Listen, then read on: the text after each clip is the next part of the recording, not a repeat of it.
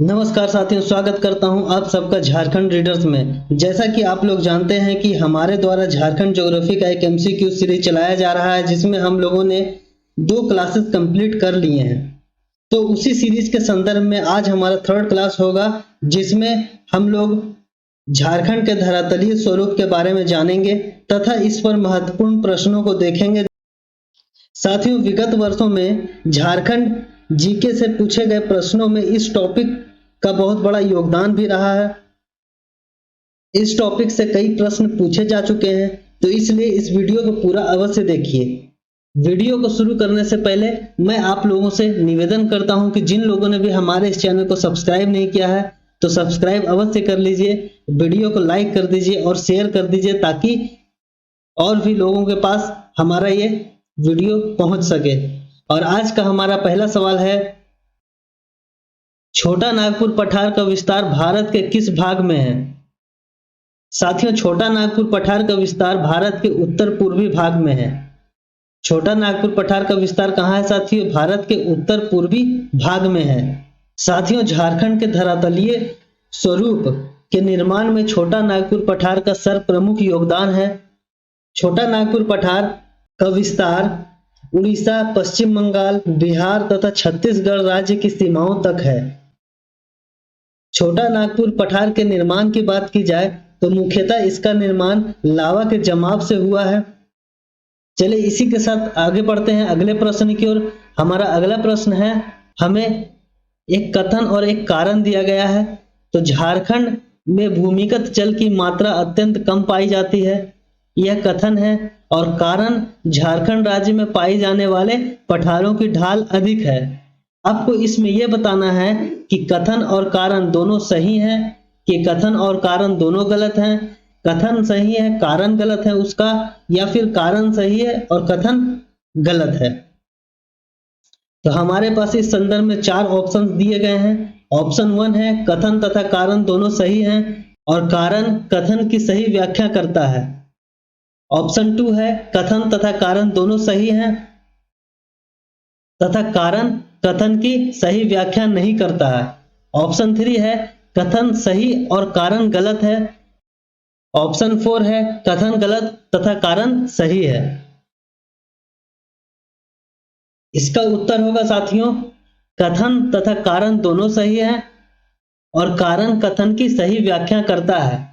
इस प्रश्न से हम लोगों को क्या क्लियर होता है कि झारखंड में भूमिगत जल की मात्रा अत्यंत कम है, लेकिन उसका कारण क्या है? झारखंड राज्य में पाए जाने वाले पठार, जिसकी ढाल अधिक होने के कारण सभी वर्षा के जल ढलान से नीचे चले जाते हैं। चलिए इसी के साथ अगले प्रश्न की ओर बढ़ते हैं। हमारा अगला प्रश्न है, छोटा नागपुर पठार की औसत ऊंचाई कितनी है? साथियों, छोटा नागपुर पठार की औसत ऊंचाई है 760 मीटर। छोटा नागपुर पठार की औसत ऊंचाई कितनी है? 760 मीटर। चलिए अगले प्रश्न की ओर बढ़ते हैं। हमारा अगला प्रश्न है, झारखंड राज्य की सर्वोच्च चोटी है। झारखंड राज्य की सर्वोच्च चोटी साथियों समेत शिखर है, जिसे पारसनाथ की पहाड़ी भी कहा जाता है। इसकी ऊंचाई की बात की जाए तो इसकी ऊंचाई है साथियों 1365 मीटर। यदि इसकी ऊंचाई फीट में पूछ दे तो फीट में इसकी ऊंचाई है 4478 फीट। चलिए इसी के साथ अगले प्रश्न की ओर बढ़ते हैं। हमारा आज का अगला प्रश्न है, सम्मेद शिखर इनमें से किस पहाड़ी पर अवस्थित है? साथियों, सम्मेद शिखर पारसनाथ की पहाड़ी पर अवस्थित है, इसलिए हमारा सही आंसर होगा ऑप्शन 4, पारसनाथ की पहाड़ी पर सम्मेद शिखर अवस्थित है। हमारा अगला प्रश्न है, सम्मेद शिखर की ऊंचाई मीटर में कितनी है? सम्मेद शिखर की ऊंचाई साथियों मीटर में 1365 मीटर है। सम्मेद शिखर की ऊंचाई मीटर में यदि पूछ दे तो आपका उत्तर होगा 1365 मीटर, इसलिए हमारा ऑप्शन 2 उत्तर होगा। चलिए इसी के साथ अगले प्रश्न की ओर बढ़ते हैं। हमारा आज का अगला प्रश्न है, सम्मेद शिखर की ऊंचाई फीट में कितनी है? साथियों, सम्मेद शिखर की ऊंचाई फीट में 4478 फीट है, इसलिए हमारा उत्तर होगा ऑप्शन 3। चलिए अगले प्रश्न की ओर बढ़ते हैं। हमारा आज का अगला प्रश्न है, पाट का शाब्दिक अर्थ क्या होता है? साथियों पाट का शाब्दिक अर्थ होता है समतल जमीन, इसलिए इसका उत्तर होगा साथियों ऑप्शन 4। पाट का शाब्दिक अर्थ होता है समतल जमीन। पारसनाथ के अतिरिक्त पाट झारखंड का सबसे ऊंचा भाग है।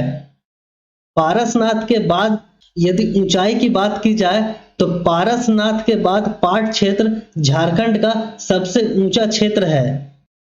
पाट क्षेत्र का विस्तार साथियों रांची के उत्तर पश्चिमी हिस्से से लेकर के पलामू जिले के दक्षिणी हिस्से तक है। यदि पाट क्षेत्र के आकार की बात की जाए तो पाट क्षेत्र का आकार है साथियों त्रिभुजाकार, जिसका शीर्ष है दक्षिण की ओर और आधार है उत्तर की ओर। साथियों पाट क्षेत्र के ऊपरी भाग को टांड कहा जाता है और पाट क्षेत्र के निचले भाग को दोन कहा जाता है। यदि पाट क्षेत्र के समुद्र तल से ऊंचाई की बात की जाए तो पाट क्षेत्र के समुद्र तल से औसतन ऊंचाई 900 मीटर है। यदि फीट में इसकी बात की जाए तो लगभग 3000 फीट है। पाट क्षेत्र के दो प्रमुख पहाड़ियां हैं, उनके नाम है सानू और सारऊ। पाट क्षेत्र जो है साथियों वह उत्तरी कोयल नदी, शंख नदी आदि का उद्गम स्थल भी है। इतना कुछ जानकारी हमारा था पाट क्षेत्र के संदर्भ में। इसी के साथ अगले प्रश्न की ओर बढ़ते हैं। हमारा अगला प्रश्न है झारखंड के पाट क्षेत्र की भौगोलिक आकृति कैसी है। जैसा कि पिछले प्रश्न में मैंने बताया था कि झारखंड के पाट क्षेत्र की भौगोलिक आकृति है त्रिभुजाकार, जिसका आधार कहाँ है साथियों उत्तर की दिशा में है और शीर्ष दक्षिण की दिशा में है। चलिए इसी के साथ अगले प्रश्न की ओर बढ़ते हैं। हमारा अगला प्रश्न है पाट क्षेत्र के ऊपरी भाग को क्या कहा जाता है। साथियों पाट क्षेत्र के ऊपरी भाग को टांड कहा जाता है और निचली भाग को क्या कहा जाता है, दोन कहा जाता है। पाट क्षेत्र के निचली भाग को दोन कहा जाता है और ऊपरी भाग को टांड कहा जाता है। इस प्रश्न में हमसे पाट क्षेत्र के ऊपरी भाग के बारे में पूछा गया है, तो इसलिए हमारा उत्तर होगा ऑप्शन 2 टांड।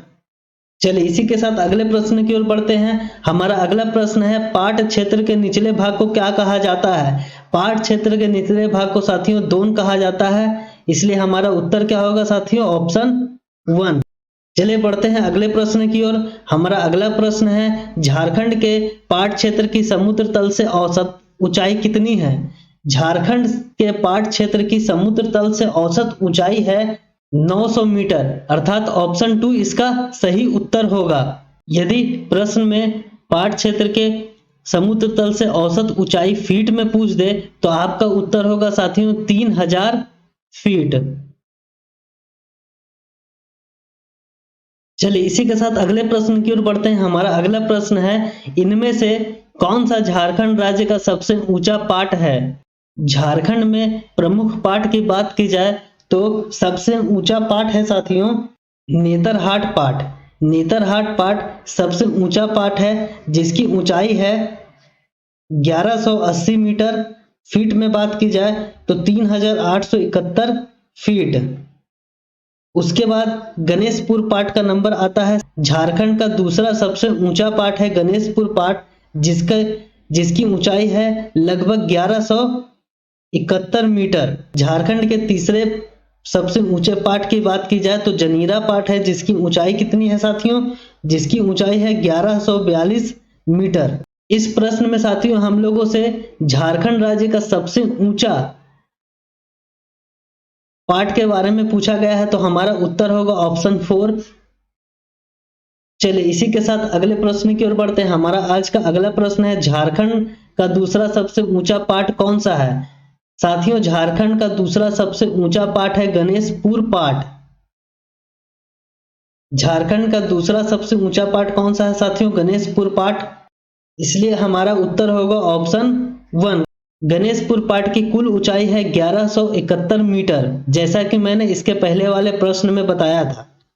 चलिए अगले प्रश्न की ओर जाते हैं। इनमें से कौन सी पहाड़ी झारखंड के पाट क्षेत्र से संबंधित है। झारखंड के पाट क्षेत्र में प्रमुख पहाड़ियों की बात की जाए तो झारखंड के पाट क्षेत्र में सानू और सारऊ ये दोनों प्रमुख पहाड़ियां हैं, तो इसलिए हमारा उत्तर होगा ऑप्शन 3 उपरोक्त दोनों। चलिए इसी के साथ अगले प्रश्न की ओर बढ़ते हैं। हमारा आज का अगला प्रश्न है निम्न में से कौन सी नदी पाट क्षेत्र से निकलती है। साथियों, पाट क्षेत्र से निकलने वाली प्रमुख नदियां हैं उत्तरी कोयल नदी, शंख नदी आदि। इस प्रश्न के ऑप्शन में हमें शंख नदी, सोन नदी, अजय नदी और स्वर्ण रेखा नदी दिया हुआ है, इसलिए हम इसका उत्तर देंगे साथियों ऑप्शन 1। तो इसलिए हमारा इस प्रश्न का उत्तर होगा ऑप्शन 1। चलिए इसी के साथ अगले प्रश्न की ओर बढ़ते हैं। हमारा आज का अगला प्रश्न है, रांची पठार की आकृति कैसी है? साथियों, रांची पठार की आकृति की बात की जाए तो इसकी आकृति है चौकोर। रांची का पठार साथियों झारखंड का सबसे ऊंचा पठारी भाग है। इसकी ऊंचाई की बात की जाए, रांची पठार के ऊंचाई की बात की जाए तो इसकी ऊंचाई समुद्र तल से औसतन 600 मीटर है, जो कि लगभग 1970 फीट है। रांची के पठारी क्षेत्र से निकलने वाली नदियां पठार के किनारों पर ढाल के कारण जलप्रपातों का निर्माण भी करती है। इसमें प्रमुख जलप्रपात कौन कौन से हैं साथियों? बूढ़ा घाघ जलप्रपात, हुंडरू जलप्रपात, दसम जलप्रपात और जोन्हा जलप्रपात। बूढ़ा घाघ जलप्रपात को साथियों लोधा घाघ जलप्रपात भी बोला जाता है और जोन्हा जलप्रपात को साथियों गौतम धारा जलप्रपात के नाम से भी जाना जाता है। चलिए बढ़ते हैं आगे और अगले प्रश्न की ओर देखते हैं। हमारा आज का अगला प्रश्न है, इनमें से किस जलप्रपात का निर्माण रांची पठार के से निकलने वाली नदियों के द्वारा होता है? हमारे ऑप्शंस हैं जोन्हा जलप्रपात, हुंडरू जलप्रपात, दसम जलप्रपात। जैसा कि पिछले प्रश्न में हम लोगों ने चर्चा किया था कि रांची के पठार से निकलने वाली प्रमुख जलप्रपात कौन कौन से हैं? बूढ़ा घाघ जलप्रपात, जिसे लोधा घाघ जलप्रपात भी बोला जाता है, हुंडरू जलप्रपात, दसम जलप्रपात, जोन्हा जलप्रपात, जिसे गौतम धारा जलप्रपात के नाम से भी जाना जाता है। इसलिए हमारा उत्तर होगा साथियों ऑप्शन 4 उपरोक्त सभी। चलिए इसी के साथ बढ़ते हैं अगले प्रश्न की ओर। हमारा आज का अगला प्रश्न है, ऊपरी हजारीबाग का पठार के बारे में इनमें से कौन सा कथन सत्य नहीं है? इस पठार का निर्माण रांची पठार के समानांतर हुआ है। दामोदर नदी द्वारा कटाव के कारण यह पठार भूतकाल में रांची पठार से अलग हो गया था। इस पठार की समुद्र तल से औसत ऊंचाई लगभग 2000 मीटर है। उपरोक्त सभी कथन सत्य हैं। यहाँ पर हमें 4 ऑप्शंस दिए गए हैं। चलिए सबसे पहले हम लोग ऊपरी हजारीबाग के पठार के बारे में कुछ बातों को समझ लेते हैं। ऊपरी हजारीबाग पठार का विस्तार की बात की जाए तो यह रांची पठार के समानांतर हजारीबाग के जिले में स्थित है। यहां से हमें एक पॉइंट क्लियर हुआ कि इसका ऑप्शन 1 सही है। भूतकाल में क्या था साथियों, ऊपरी हजारीबाग का पठार जो था वह रांची के पठार के साथ जुड़ा हुआ था, लेकिन दामोदर नदी के कटाव के कारण यह रांची के पठार से अलग होकर के एक अलग पठार बन गया, जिसका नाम पड़ा ऊपरी हजारीबाग का पठार। तो इसमें हमारे ऑप्शन भी सही दिख रहे हैं। दामोदर नदी के द्वारा कटाव के कारण यह पठार भूतकाल में रांची के पठार से अलग हो गया था।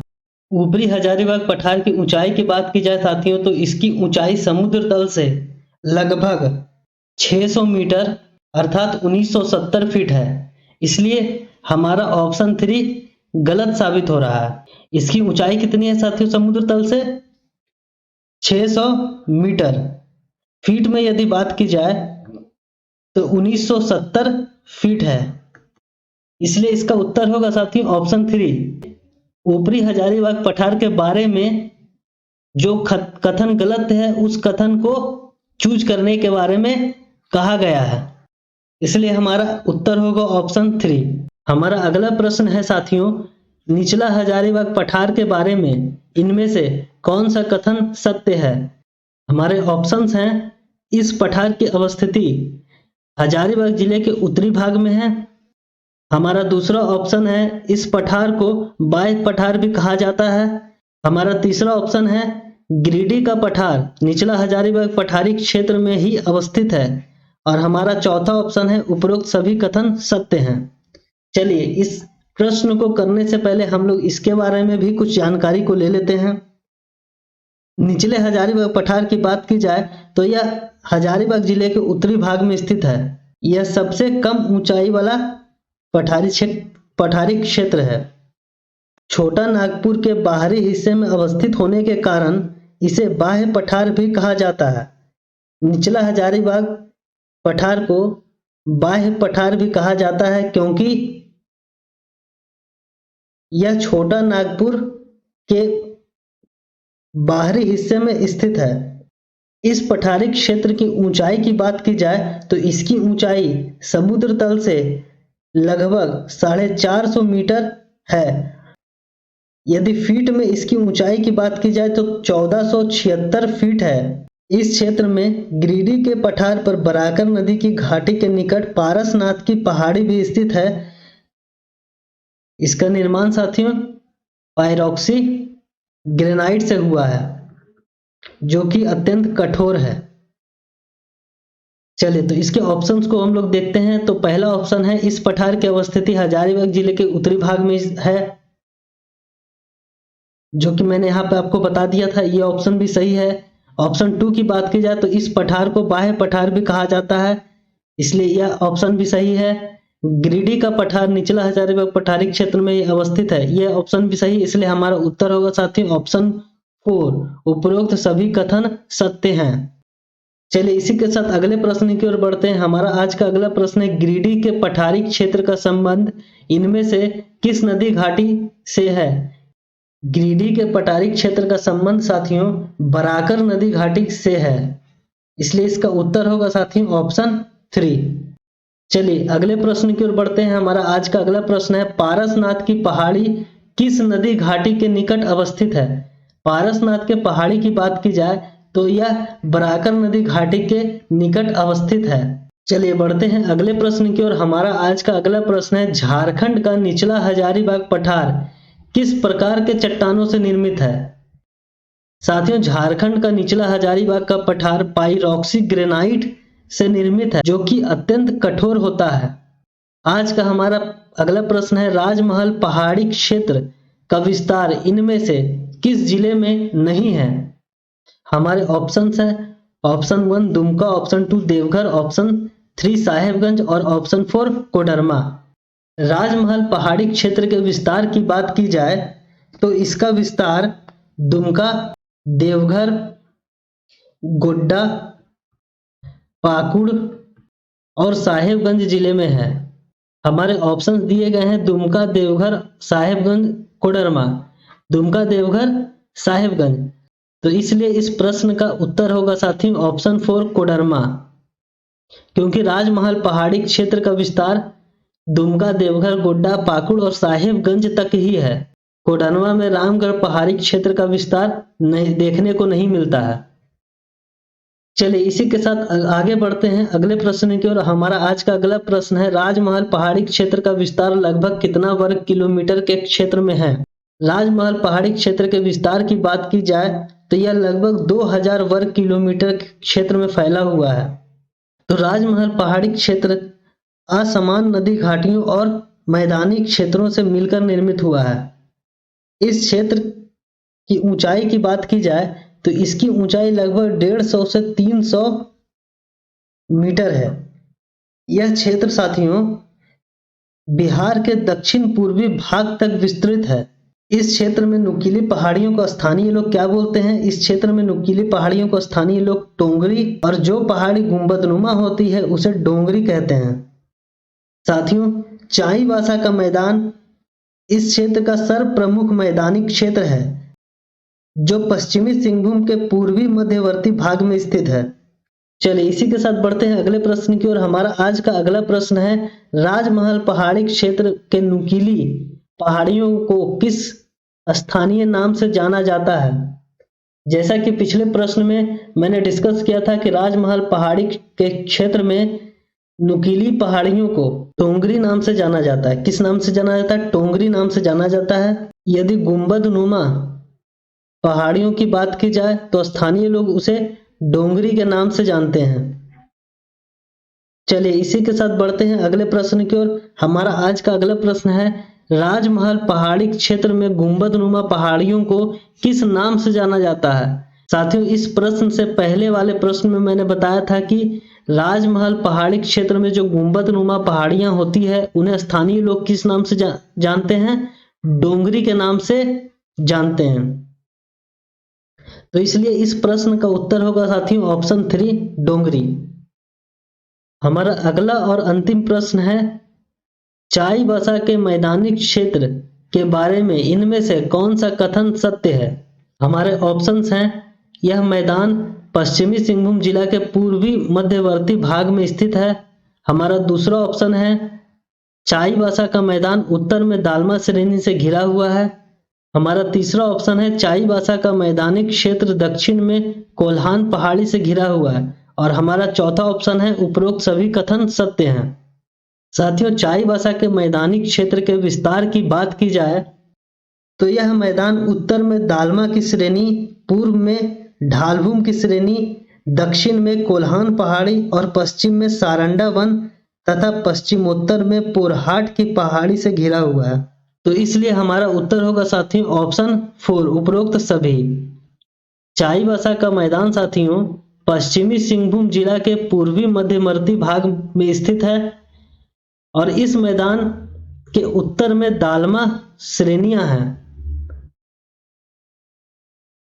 चाईबासा के मैदानी क्षेत्र की बात की जाए तो इसके दक्षिण में कोल्हान पहाड़ी स्थित है। इसलिए हमारा उत्तर होगा साथियों ऑप्शन 4। साथियों, जिन लोगों को भी हमारे आज के इस वीडियो का पीडीएफ चाहिए वो लोग हमारे टेलीग्राम चैनल को ज्वाइन कर ले और वहां से जा करके आप पीडीएफ को डाउनलोड कर सकते हैं। टेलीग्राम चैनल का लिंक मैं इस वीडियो के डिस्क्रिप्शन में डाल दूंगा, तो आप वहां से डायरेक्टली टेलीग्राम चैनल पर जा करके आप वहां से पीडीएफ को डाउनलोड कर सकते हैं। तो चलिए साथियों, आज का वीडियो यहीं समाप्त करता हूं। मिलता हूं अगले वीडियो में, तब तक के लिए जय हिंद।